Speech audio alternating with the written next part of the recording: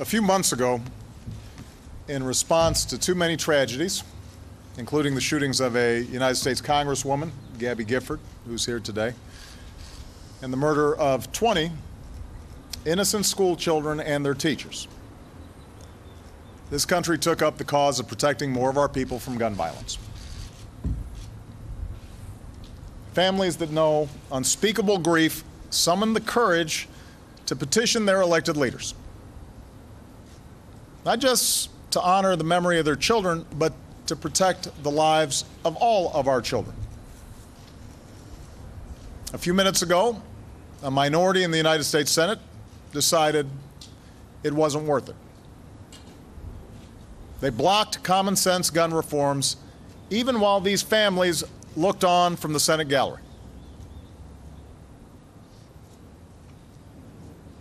By now, it's well known that 90% of the American people support universal background checks that make it harder for a dangerous person to buy a gun. We're talking about convicted felons, people convicted of domestic violence, people with a severe mental illness. 90% of Americans support that idea. Most Americans think that's already the law.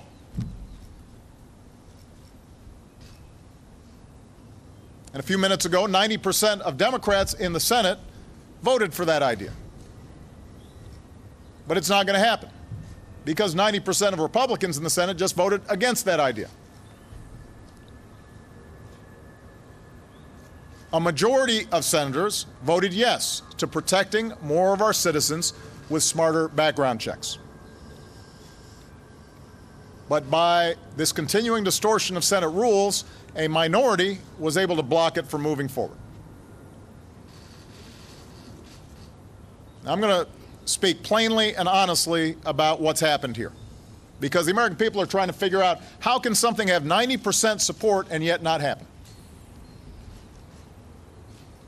We had a Democrat and a Republican, both gun owners, both fierce defenders of our Second Amendment, with A grades from the NRA, come together and work together to write a common sense compromise on background checks. And I want to thank Joe Manchin and Pat Toomey for their courage in doing that. That was not easy, given their traditional strong support for Second Amendment rights. As they said, nobody could honestly claim that the package they put together infringed on our Second Amendment rights. All it did was extend the same background check rules that already apply to guns purchased from a dealer to guns purchased at gun shows or over the internet. So 60% of guns are already purchased through a background check system. This would have covered a lot of the guns that are currently outside that system. Their legislation showed respect for gun owners, and it showed respect for the victims of gun violence. And Gabby Giffords, by the way, is both. She's a gun owner and a victim of gun violence.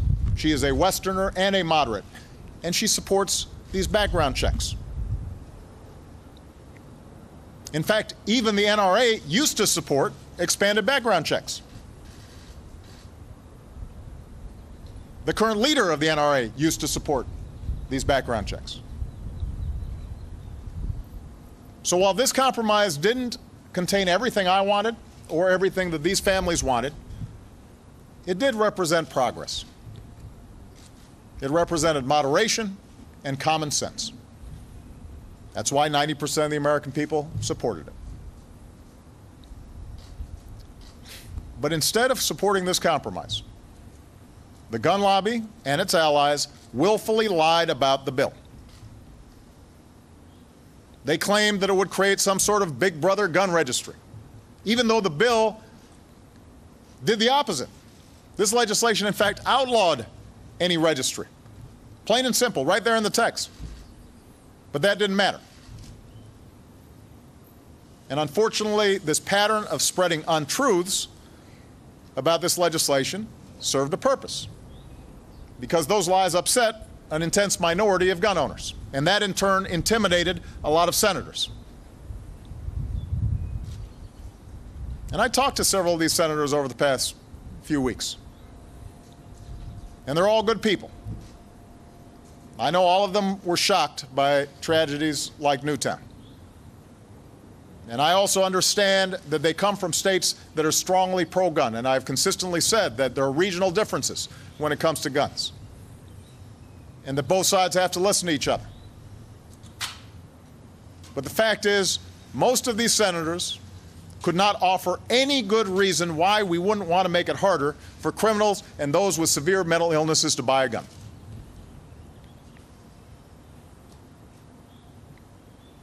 There were no coherent arguments as to why we wouldn't do this. It came down to politics.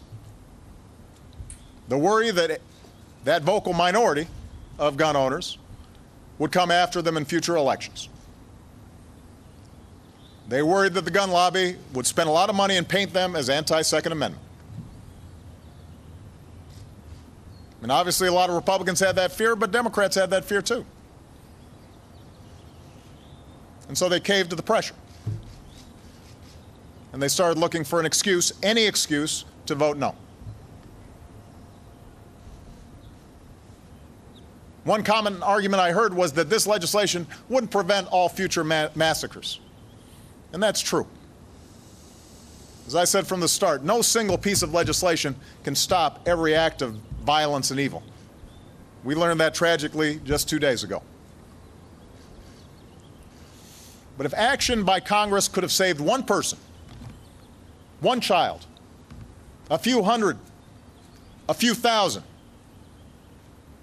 if it could have prevented those people from losing their lives to gun violence in the future while preserving our Second Amendment rights, we had an obligation to try. And this legislation met that test. And too many senators failed theirs.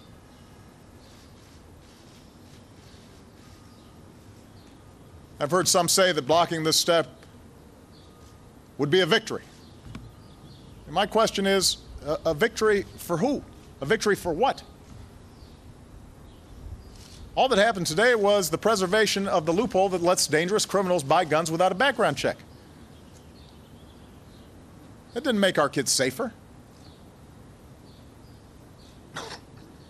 Victory for not doing something that 90% of Americans, 80% of Republicans, the vast majority of your constituents wanted to get done? It begs the question, who are we here to represent?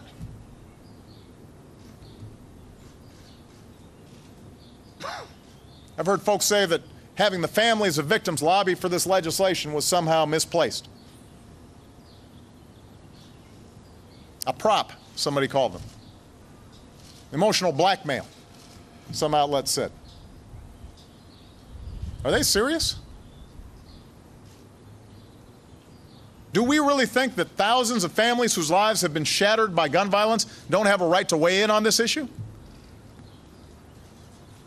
Do we think their emotions, their loss, is not relevant to this debate?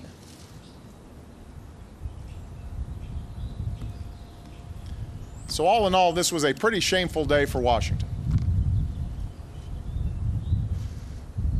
But this effort is not over. I want to make it clear to the American people, we can still bring about meaningful changes that reduce gun violence so long as the American people don't give up on it.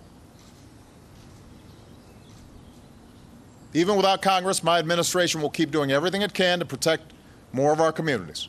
We're going to address the barriers that prevent states from participating in the existing background check system. We're going to give law enforcement more information about lost and stolen guns so it can do its job. We're going to help to put in place emergency plans to protect our children in their schools. But we can do more if Congress gets its act together. And if this Congress refuses to listen to the American people and pass common sense gun legislation, then the real impact is going to have to come from the voters. To all the people who supported this legislation, law enforcement and responsible gun owners, Democrats and Republicans, urban moms, rural hunters, whoever you are, you need to let your representatives in Congress know that you are disappointed and that if they don't act this time, you will remember come election time. To the wide majority of NRA households who supported this legislation, you need to let your leadership and lobbyists in Washington know they didn't represent your views on this one. The point is, those who care deeply about preventing more and more gun violence will have to be as passionate and as organized and as vocal as those who blocked these common sense steps to help keep our kids safe. Ultimately, you outnumber those who argued the other way. But they're better organized, they're better financed, they've been at it longer, and they make sure to stay focused on this one issue during election time. And that's the reason why you can have something that 90% of Americans support, and you can't get it through the Senate or the House of Representatives. So to change Washington, you, the American people, are going to have to sustain some passion about this. And when necessary, you've got to send the right people to Washington. And that requires strength. And it requires persistence. And that's the one thing that these families should have inspired in all of us. I still don't know how they have been able to muster up the strength to do what they've been doing over the last several weeks, last several months. And I see this as just round one.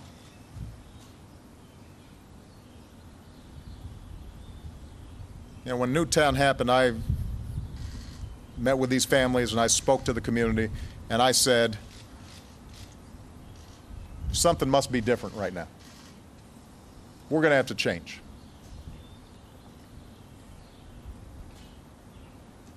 And that's what the whole country said.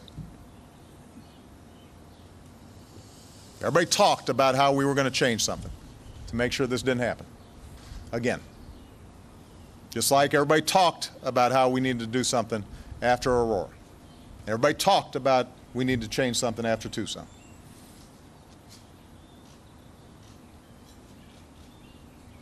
And I'm assuming that the emotions that we've all felt since Newtown, the emotions that we've all felt since Tucson and Aurora and Chicago, the pain we share with these families and families all across the country who've lost a loved one to gun violence, I'm assuming that's not a temporary thing. I'm assuming our expressions of grief and our commitment to do something different to prevent these things from happening are not empty words.